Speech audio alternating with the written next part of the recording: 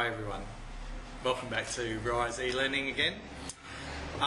The other week I talked about the idea of a really good agent is one that can educate their seller on the correct price.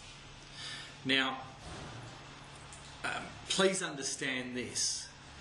The old days of telling people what they want to hear to get the listing, please understand that if you're the type of agent that is relying upon that methodology, you will get beaten by an agent who is a good educator every day of the week.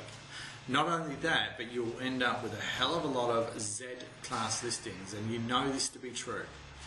So what I want to do now is help you with a system, and help everyone with a system that helps you explain to the seller the value of pricing property correctly. Now, I've been using this system now. I have scores of people, hundreds of people who are real estate agents who are using this system, and particularly this pattern of dialogue, to convince people of putting it on at the right price and getting outstanding results. So I know for a fact this works.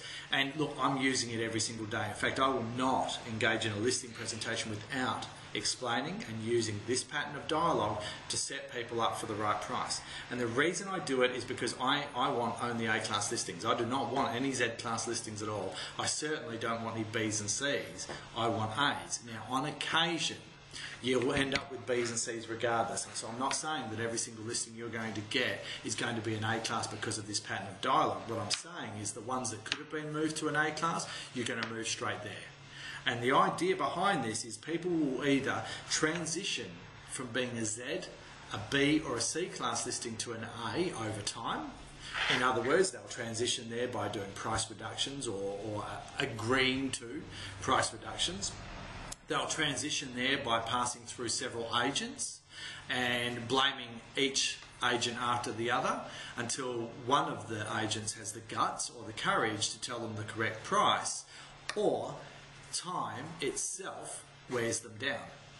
Now, my goal is to make sure that you understand you can position these people and take them through that timeline immediately. And instead of them going through 3-6 months where they have to go through the pain of understanding why their home's not selling, instead of them going through the phase of blaming you, then appointing someone else, they can get straight to the right price with you before you even get advertised for market. Now, if that sounds of interest to you, you should really not only pay very particular attention and very particularly close attention to this video, but probably, because I'm doing this in a video format, please understand, I do this in a seminar. We spend a whole day on this topic, and if I was spending a whole day on this topic in a seminar and I'm going to put into 5 minutes for you now, one of the key elements to that, please understand that you're not going to be able to get everything that would make this work in 5 minutes. But this is a very powerful tool if you learn how to explain it correctly. So the way I start with it is I'll talk to the clients, and those of you, by the way, who've been to my seminars before, this might be a really nice reminder for you. If you perhaps change the dialogue a little bit, please understand that if you get your scripts right, you take care of your sales. You remove yourself from being the one variable in the listing that you don't need to be. So the way I started off, and I'll frame it up in the beginning by saying to the clients, look, what every highly successful and highly skilled agent should be able to explain to you very clearly is how supply and demand is going to impact on the result that you get on your home, or how high the sale price is. And to be able to really clearly explain that to you, Mr. and Mrs. Seller, I probably want to take you back a little bit now through history and just give you a feel of some of the events that have transpired, and just get you familiar with the outcomes that happened. See, for a long time now, we've quite often thought, and I've drawn this up before I got it on here today, but I'll normally draw this on a bit of paper for them. So we've often thought that the asking price, which on the left here was the driving factor behind sale price. And what we've found is that most people tend to think that. In fact, many agents think that the asking price is the determining factor on what sale price you get. However, I've got to say to you that we've proven over recent years, especially since there's been a higher volume of transactions, people's transactional behavioural patterns are that they will sell a property every 3-5 years now.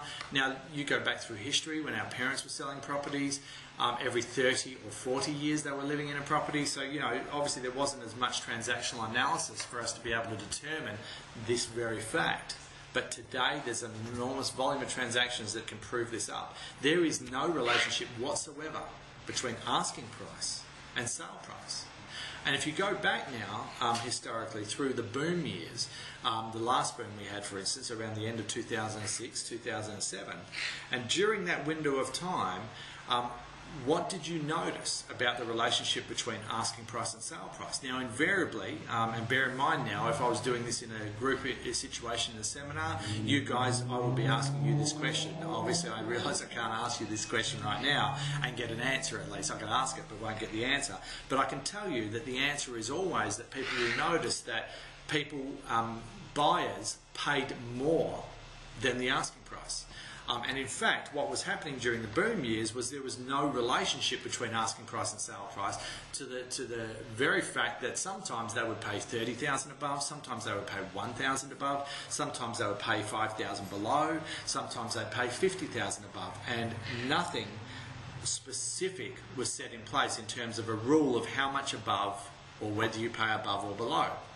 Because what drove it was how many people they had to compete with to get the property.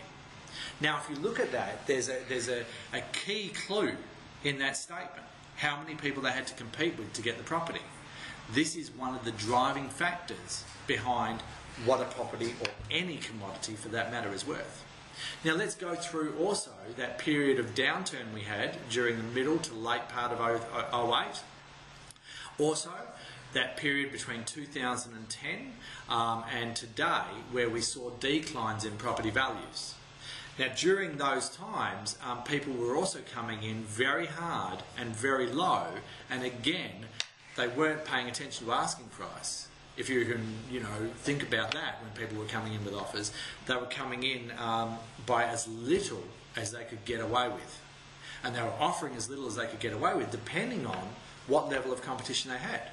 So what you can safely determine from that is that supply and demand is in fact the driver. And I'll quite often then write this on a bit of paper for the client. So supply and demand is in fact the driver behind what a commodity is valued at and what a commodity will sell at.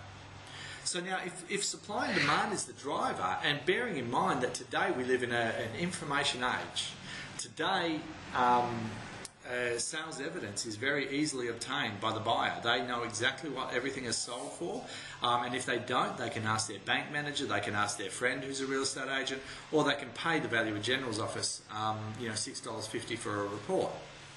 So they can find out how much homes have sold for, and they've got a pretty good idea. Plus, they jump on the internet now, they can look at every property on the market and get a very good feel for what's good value and what's not.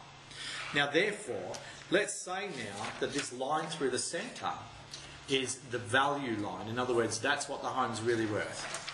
And let's say we were to have an asking price that was above that line. Now, what would happen right now to our demand, do you think?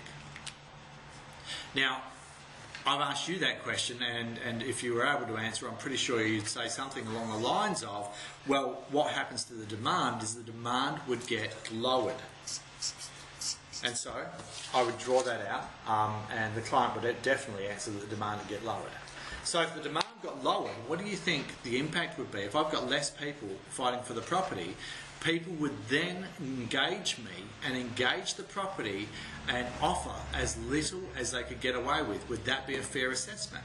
And of course the answer is going to be yes, because during the downturn, what happened? They offered as little as they could get away with based on a lack of competition for purchasing that property. Does that make sense?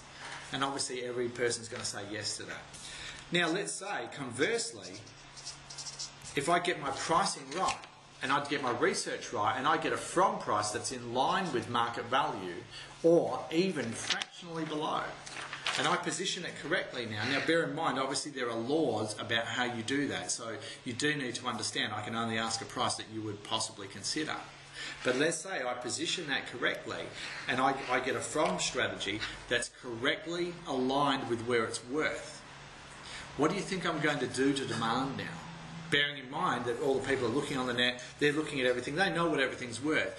Am I likely to increase demand or decrease it? Now your answer should be increase demand, and I know it is, and so I'm not going to check with you. Do you like that? Okay, so if we're increasing demand, if I'm increasing demand now, and I'll draw it out like this, what do you think the likely outcome is for your sale price? Is it going to be higher or lower? Now the answer should be higher. So you can see now that by me positioning it correctly and by me doing really careful research and being able to find the answers rather than telling you what you want to hear, by able to find the answers that are correct, I'm going to increase the demand on your home and ultimately increase the sale price on your home. Now, if you can follow this, and if you found it difficult to follow this in this environment, I understand, because to tell you the truth, I found it difficult without feedback to put it together for you. However, if you can follow this and get this right, I can promise you this is going to do more for you to convert A-class listings than any other skill you have. This is kind of like a core skill set. This is, if you were playing AFL football right now, your core skill sets would be hand pass and kicking. This is like the hand pass and the kick to real estate. And if you don't get how to do this effectively, you are missing out on an opportunity to get people positioned correctly for you to, one, get them a great result, and number two, for you to make massive money from only working A-class listings. This is about working with more, or getting more results and having to carry less stock to do it. I hope that helped, and look, if you felt that you found this interesting, if you felt that you wanted to expand on this a lot more, we spent a whole day on this topic. This is explained in a lot more detail on that day. There's the psychology behind it, and I hope that this has been enormously beneficial to you. Look forward to catching up with you next week. Until then, see you later. Bye.